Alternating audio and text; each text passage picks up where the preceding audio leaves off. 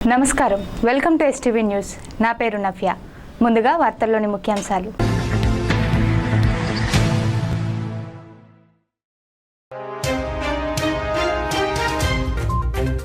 ప్రజా సమస్యలు పరిష్కారానికి మంచి వేదిక ప్రజా దర్బార్. కాకినాడ కార్పొరేషన్ ప్రజా దర్బార్ కార్యక్రమంలో ఎమ్మెల్యే కొండబాబు.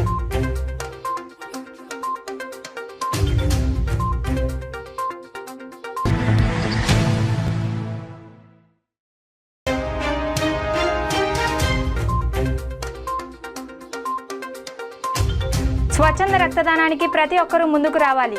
జాతీయ సర్వే దినోత్సవ రక్తదాన శిబిరంలో టీడీపీ యువనేత మోహన్ వర్మ.